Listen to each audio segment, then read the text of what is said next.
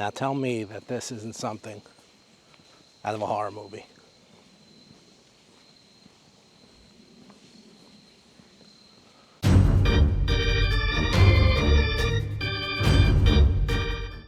Nestled within the heart of New Jersey's Pine Barrens lies the expansive and ecologically significant Byrne State Forest. This vast wilderness, teeming with flora and fauna, is a testament to nature's resilience and beauty.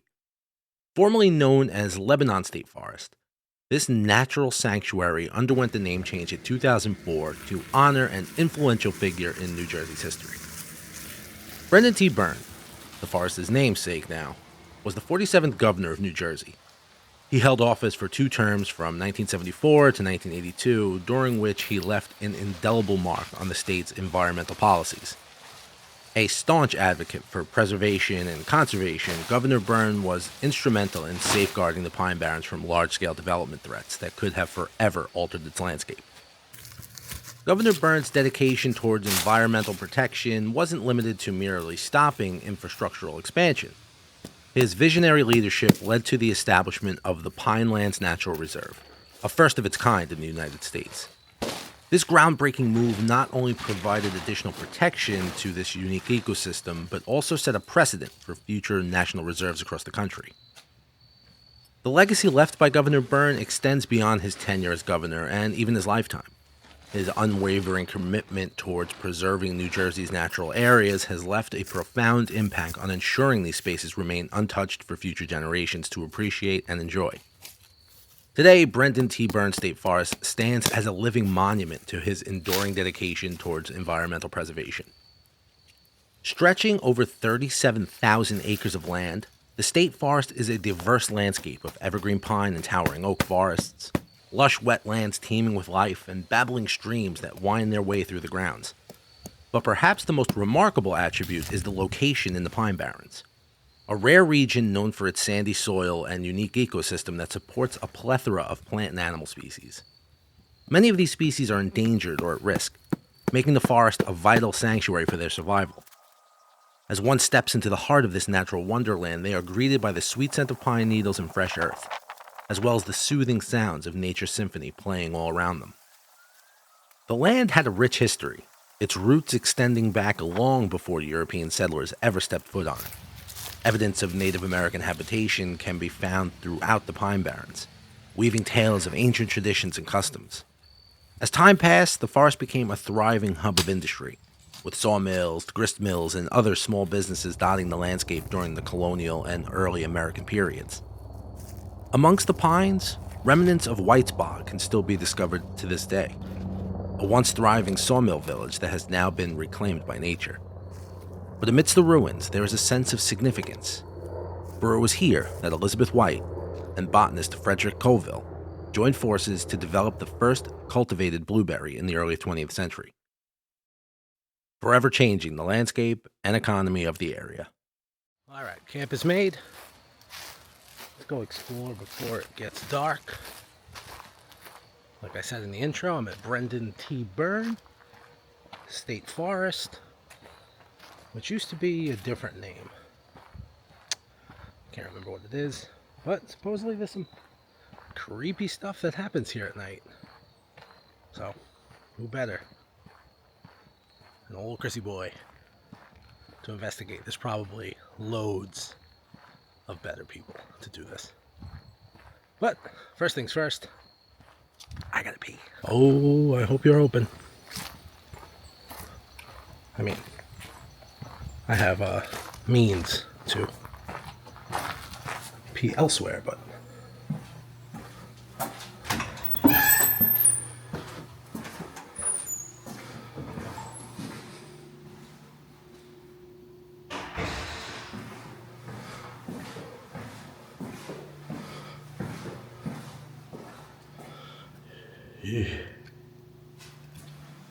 no thanks. I just gotta pee. Well, that's pretty cool. Legends and lore of the pines. Well, that's what I'm here to do. So if you're around Friday the 18th, I want to say it that way. Friday, October 18th at 6. come. Maybe I'll stop by.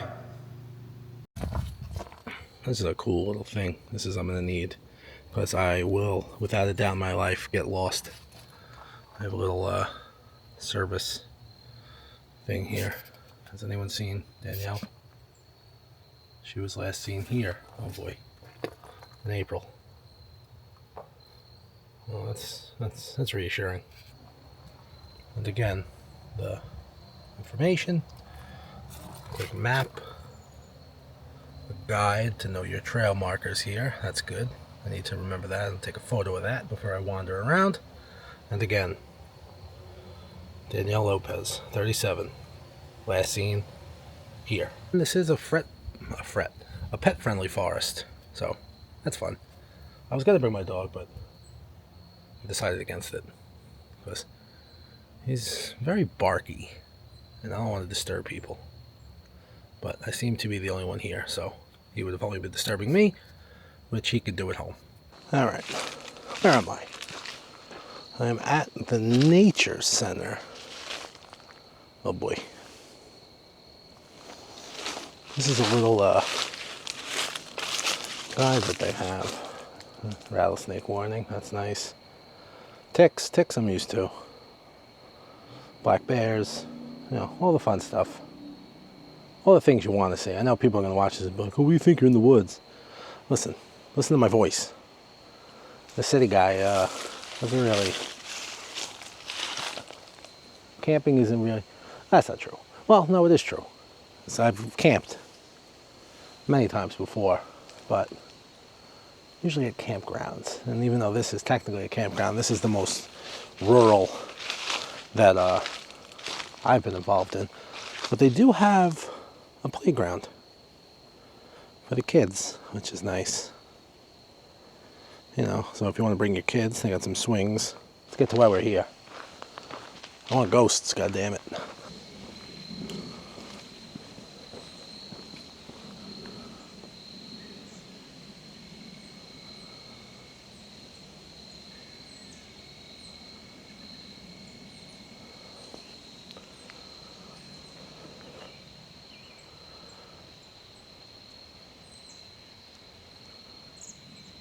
Now, Byrne State Forest has 3 of these.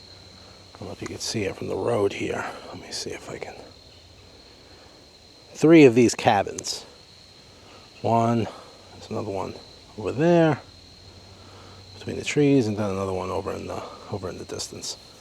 Now, when I was looking to book this, obviously, you know, if a cabin's available, I'm taking it.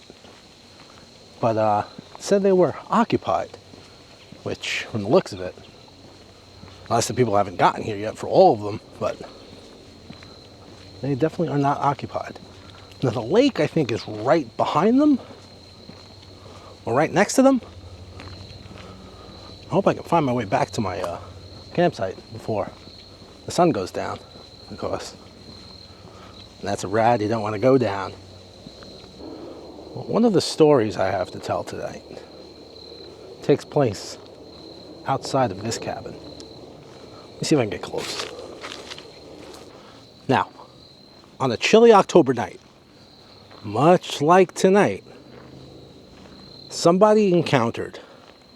a couple encountered a beast that they do not know its origin. Their suspicion was that it was a dog man. Now, I'll go through the whole story of what a dog man is, but they saw it in the woods beside cabin number 1. Now, did the people who stayed in cabin number 1 actually see the dog man? I don't know. There aren't that many dogman stories that originate in New Jersey. But the way they described them was a humanoid figure with thin legs, standing on its hind legs with a broad upper body. Now, sounds eerily familiar of another cryptid that is known to hang around the New Jersey Pine Barrens. This gentleman and his wife decided to spend the weekend at Byrne State Forest in New Jersey, booking cabin 1 for their little getaway. They had camped there many times before, but this was their first time staying in a proper cabin. They both took Friday off, planning to stay through Saturday night and leave on Sunday afternoon. The cabin was cozy, as we saw, furnished with a living room complete with a fireplace. Outside were a campfire ring, and inside were 2 double-deck bunks. The kitchen was fully equipped. It had running water, an electric stove, a refrigerator, and all other necessary electrical appliances. These cabins could hold up to 6 people, but it was just him and his wife, and they decided to enjoy the solitude together, as they were expecting their first child in a few months. One of the best parts about this, though, was the cabin was next to the pond. However, they quickly realized after arriving in October that these cabins lacked indoor plumbing or any source of heat other than the fireplace due to the cold weather. Now, despite being slightly disappointed, they made their best out of it. After all, there's something charming about an old-fashioned way of a couple living these days. Upon checking in, they unpacked their SUV and stored all their food and drinks in the refrigerator before exploring the park area around them. This not being their first visit to the campground, they knew what they were looking for. Now, later in the evening, they cooked some food over the outdoor fire pit while they lounged on their lawn chairs that they brought from home. Sleeping in bunk beds wasn't something that either of them were used to, but it kind of added rustic charm to their weekend getaway. Now, the following day passed without incident. They cooked more food and enjoyed each other's company until Saturday night, when things took an eerie turn. It was between 9 and 11 when his wife decided to retire to the cabin. She was getting a little tired. He decided to stay outside, nursing his beer and enjoying the dying embers of the campfire.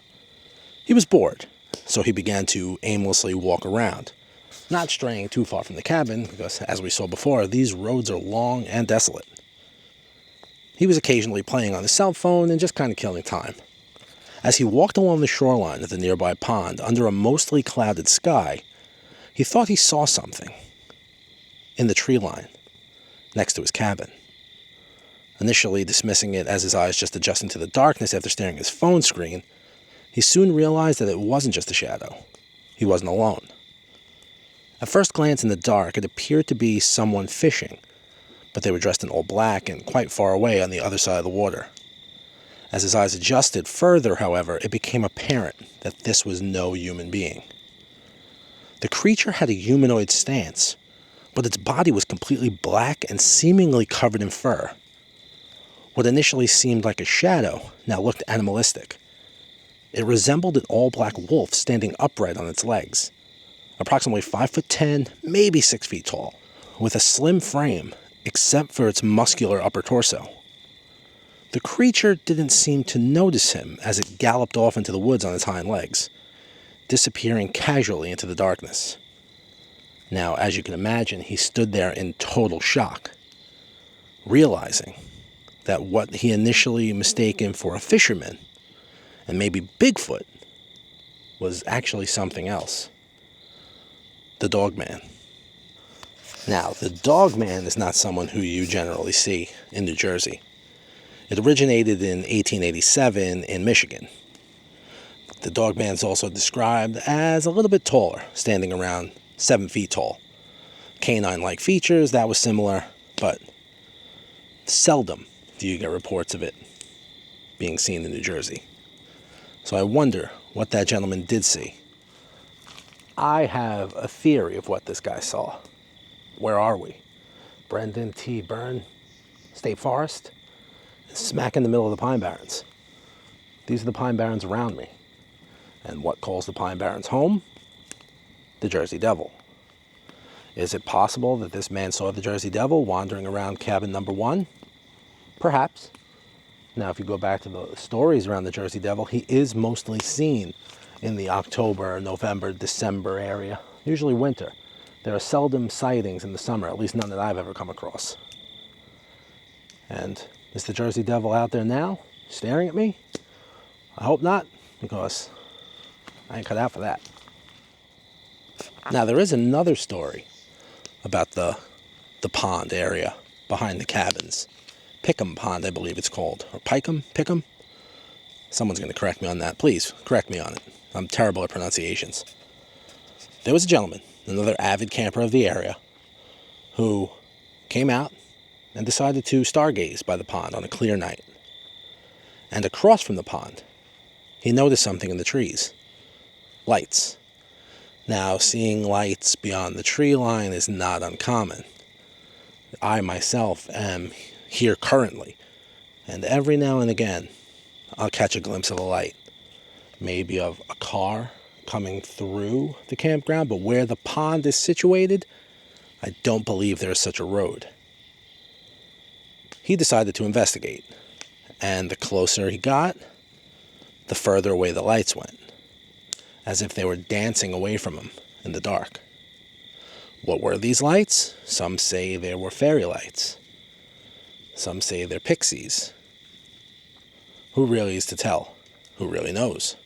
I don't, and I'm hoping not to find out while I'm here tonight. Nestled in the heart of the forest lies the historic Whitesbog Village, an area teeming with spectral activity, according to the whispered local legends. This antiquated hamlet, once a bustling hub for cranberry and blueberry agriculture, is allegedly haunted by the spirit of none other than Elizabeth White herself. Now, Elizabeth was not just any woman. She was the pioneering spirit behind the first cultivated blueberry. Her legacy lives on in more than one way. Visitors to this day swear they have glimpsed her ghostly presence meandering among the village paths or meticulously tending to her gardens, as if time had stood still. Now, where I'm camping is nowhere near Whitesbog Village, so I don't anticipate running into Elizabeth while I spend my night here, but who knows what else I'll run into, or what will run into me. You know, Chris, you've really gotten yourself into it this time. I just don't want to get eaten by a bear.